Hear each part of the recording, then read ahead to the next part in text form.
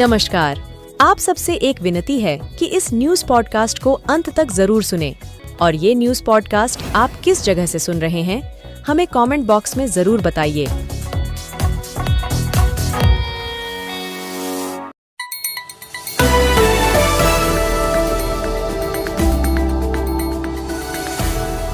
आइए एक नजर डालते हैं प्रदेश की उन 10 बड़ी खबरों पर जो आज सुर्खियों में रहे।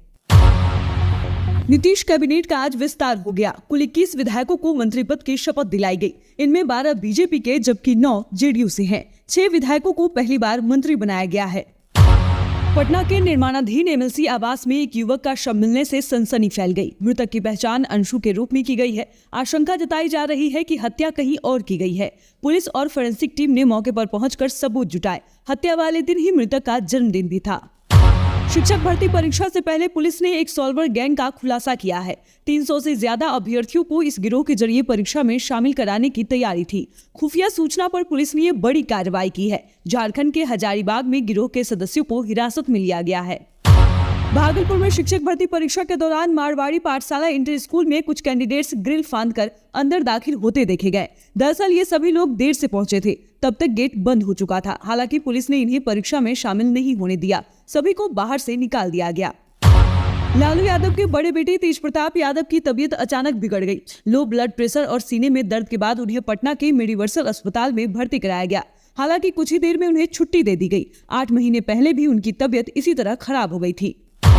गोपालगंज में एक बाइक सवार 10 फीट ऊंचे पुल से जलती चिता पर गिर गया, जिसकी वजह से मौके पर ही उसकी मौत हो गई। जिस वक्त वकील पासवान नीचे गिरा, चिता के पास कोई मौजूद नहीं था, जिसकी वजह से उसे निकाला नहीं जा सका। हादसे की वजह बाइक का अचानक अनियंत्रित होना बताया जा रहा है। आरएलजेपी अध्यक्ष पशुपति पारस ने अपेक्षित सीटें नहीं मिलने पर एनडीए से अलग होने की बात कही है। उन्होंने कहा कि हमारे लिए सभी दरवाजे खुले हैं। पारस का ये भी कहना है कि टिकट बंटवारे को लेकर उनसे अभी तक कोई बात नहीं की गई है।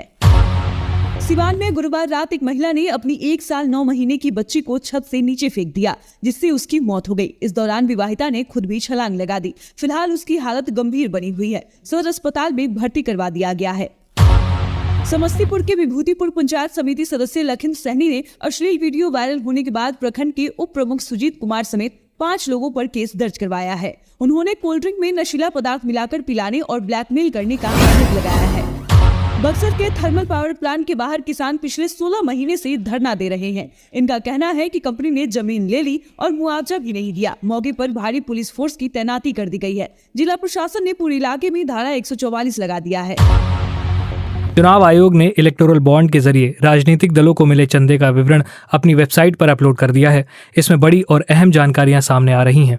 ये आरोप लगाए जा रहे हैं कि चुनावी बॉन्ड के जरिए राजनीतिक दलों को चंदा देने वाली टॉप कंपनियां कभी न कभी केंद्रीय एजेंसियों की रडार पर आई हैं। इस पर वित्त मंत्री निर्मला सीतारमण ने कहा है कि ये एक महज कोरी कल्पना है। आम चुनाव 2024 और राज्य विधानसभाओं के कार्यक्रम की घोषणा करने के लिए चुनाव आयोग शनिवार 16 मार्च को प्रेस कॉन्फ्रेंस करेगा। ये नई दिल्ली के विज्ञान भवन में दोपहर 3 बजे से होगी। इसे चुनाव आयोग के सोशल मीडिया प्लेटफॉर्म पर लाइव स्ट्रीम किया जाएगा। इसके साथ ही कुछ राज्यों में विधानसभा चुनाव की तारीखों का ऐलान भी किया जाएगा। इसमें ओडिशा, सिक्किम, अरुणाचल प्रदेश और आंध्र प्रदेश शामिल हैं। इसके साथ ही पूरे देश में आचार संहिता भी लागू हो जाएगी। सुप्रीम कोर्ट में नए चुनाव आयुक्तों की नियुक्तियों को रुकवाने के लिए एसोसिएशन ऑफ डेमोक्रेटिक रिफॉर्म्स की याचिका पर आज सुनवाई हुई। सुप्रीम कोर्ट ने आयुक्तों की नियुक्ति को रद्द करने से इनकार कर दिया है। हालांकि जस्टिस संजीव खन्ना, जस्टिस दीपांकर दत्ता और जस्टिस ऑगस्टीन जॉर्ज मसीह की बेंच ने यह भी कहा कि जब मामला कोर्ट में लंबित था तो नियुक्ति क्यों की गई, ये सरकार को बताना होगा। हम मामले को 21 मार्च के लिए लिस्ट करते हैं। नीतीश सरकार का कैबिनेट विस्तार आज शाम होगा। मंत्रिमंडल में बीजेपी के मंगल पांडे, नितिन नवीन, हरी साहनी, दिलीप जायसवाल सहित कई मंत्री शपथ ले सकते हैं। इसे लेकर राजभवन में तैयारी पूरी कर ली गई है। बिहार के राज्यपाल राजेंद्र विश्वनाथ आर्लेकर गया के कार्यक्रम से निकलकर सीधे राजभवन पहुंच चुके हैं। बीजेपी कोटे से 12 और जेडीयू से 9 मंत्री बनाए जा सकते हैं। कर्नाटक के पूर्व मुख्यमंत्री BS येदियुरप्पा ने अपने खिलाफ पॉक्सो का मामला दर्ज होने के बाद कहा कि कानून अपना काम करेगा। हालांकि उन्होंने इस मामले को राजनीतिक साजिश कहने से इनकार किया है। उन्होंने कहा, हाँ, वह यहाँ खड़ी थी और रो रही थी। मैंने उन्हें पहले भी देखा था, लेकिन मुलाकात नहीं की थी। मैंने उन्हें बुलाया और बात की। उसने मेरे खिलाफ आरोप लगाने शुरू कर दिए। मैंने बेंगलुरु के पुलिस कमिश्नर को फ़ोन किया। उसने मेरे खिलाफ भी आरोप लगाना शुरू कर दिया। वो मानसिक तौर पर स्वस्थ नहीं दिख रही थी। प्रधानमंत्री नरेंद्र मोदी ने शुक्रवार को तमिलनाडु के कन्याकुमारी में जनसभा की। पीएम ने कहा, आज कन्याकुमारी से देश के इस दक्षिणी छोर से जो लहर उठ रही है, ये लहर बहुत दूर तक जाने वाली है। पीएम की 17 दिनों में तमिलनाडु की ये दूसरी यात्रा है। इससे पहले 28 फरवरी को उन्होंने थुडुकुट्टी में 17,300 करोड़ रुपए के प्रोजेक्ट्स की नींव रखी। इनमें देश का पहला हाइड्रोजन हब, पोर्ट और इनलैंड वाटर वे वेसल और कुलाशेखरपट्टिनम में इसरो का नया लॉन्च कॉम्प्लेक्स भी शामिल है।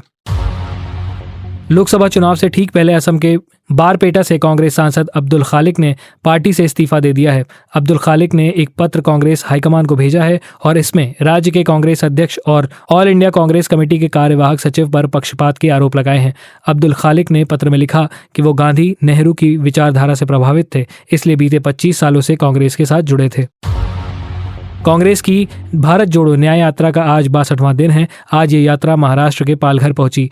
राहुल गांधी ने कहा, घर हो या दफ्तर, मेहनत करने में महिलाएं कभी पीछे नहीं हटती। उनकी इसी मेहनत को कांग्रेस की गृहलक्ष्मी न्याय गारंटी का सलाम है। भावी पीढ़ी के पालन पोषण के लिए पूरा देश नारी शक्ति का कृतज्ञ है। साल की 1 लाख रुपए की धनराशि न केवल उन्हें मजबूत करेगी, बल्कि एक झटके में गरीबी का खात्मा भी करेगी। यूपी पुलिस पेपर लीक का खुलासा हो गया है। एसटीएफ की जांच में पता चला है कि अहमदाबाद में पेपर छपे। इसके बाद पेपर को यूपी भेजने के लिए सील्ड बॉक्स को अहमदाबाद की ही ट्रांसपोर्ट कंपनी में भेजा गया। यहीं से कर्मचारियों ने पेपर लीक कर दिया। उन्होंने सील्ड बॉक्स को तोड़ा और पेपर निकालकर फोटो खींची, नकल माफियाओं को भेज दिया।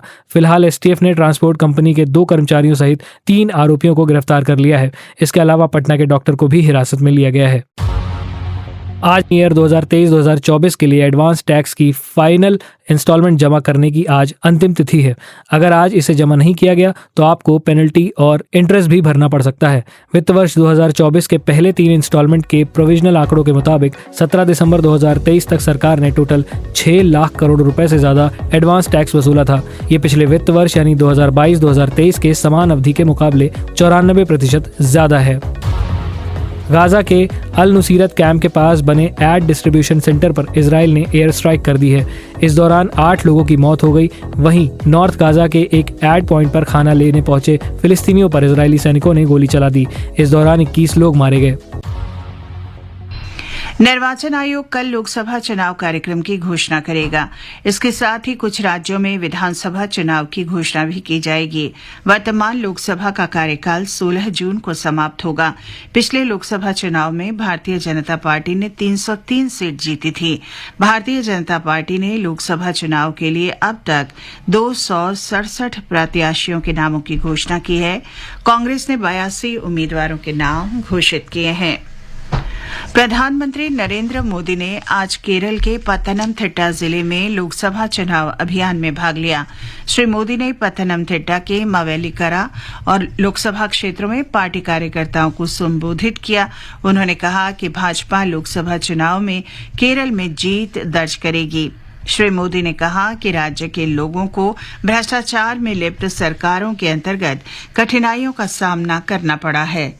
प्रधानमंत्री चुनावी सभा के लिए इस समय तेलंगाना में हैं। विदेश मंत्रालय ने कहा है कि नागरिकता संशोधन अधिनियम 2019 भारत का आंतरिक मामला है और ये भारत की समावेशी परंपराओं और मानवाधिकारों के प्रति दीर्घकालिक प्रतिबद्धता को दर्शाता है। आज नई दिल्ली में मंत्रालय के प्रवक्ता रणधीर जायसवाल ने कहा कि ये अधिनियम अफगानिस्तान, पाकिस्तान और बांग्लादेश के उत्पीड़ित अल्पसंख्यकों, हिंदू, सिख, बौद्ध, जैन, पारसी और ईसाई समुदायों को सुरक्षित आश्रय प्रदान करता है, जो 31 दिसंबर 2014 तक भारत आए हैं। नागरिकता संशोधन अधिनियम के कार्यान्वयन पर अमेरिकी विदेश विभाग के वक्तव्य पर श्री जायसवाल ने कहा कि भारत का मानना है कि ये सूचना गलत और अनुचित है। उन्होंने कहा कि भारत का संविधान अपने सभी नागरिकों को धर्म की स्वतंत्रता की गारंटी देता है। श्री जायसवाल ने बताया कि हैती में जारी स्थिति को देखते हुए 24 घंटे के लिए एक नियंत्रण कक्ष स्थापित किया गया है। डोमिनिका के सेंटो डोमिंगो में भारतीय दूतावास ने एक आपात हेल्पलाइन भी स्थापित की है। नियंत्रण कक्ष के संपर्क के लिए एक टोल फ्री नंबर भी जारी किया गया है। ये नंबर है 1800118797। राष्ट्रपति द्रौपदी मुर्मू ने कहा है कि भारत भूटान के साथ अपनी बहुआयामी साझेदारी को अत्यधिक महत्व देता है। उन्होंने कहा कि भारत की ये नीति भूटान की प्राथमिकताओं और आकांक्षाओं के अनुरूप जारी रहेगी। राष्ट्रपति ने कहा कि दोनों देशों के बीच ये साझेदारी ऊर्जा सहयोग, विकास, लोगों के बीच आपसी संपर्क, व्यापार और निवेश क्षेत्र में है। भूटान के प्रधानमंत्री ने आज नई दिल्ली में राष्ट्रपति द्रौपदी मुर्मू से मुलाकात की। वित्त मंत्री निर्मला सीतारमण ने कहा है कि प्रत्यक्ष विदेशी निवेश इस समय शीर्ष स्तर पर है और इसके और बढ़ने की संभावना है। एक कार्यक्रम में उन्होंने विभिन्न क्षेत्रों में सुधार के लिए केंद्र, राज्य और स्थानीय निकायों के बीच अत्यधिक समन्वय पर बल दिया। रूस में राष्ट्रपति चुनाव के लिए मतदान हो रहा है। ये रविवार तक चलेगा। इसमें अगले 6 वर्ष के लिए नए राष्ट्रपति का चुनाव होगा। ऑल इंग्लैंड ओपन बैडमिंटन प्रतियोगिता के क्वार्टर फाइनल में आज लक्ष्य सेन का मुकाबला मलेशिया के ली जी जिया से होगा। पीवी सिंधु कल दक्षिण कोरिया के आन से योंग से हारकर प्रतियोगिता से बाहर हो गई हैं। इसके साथ ही ये समाचार बुलेटिन समाप्त हुआ।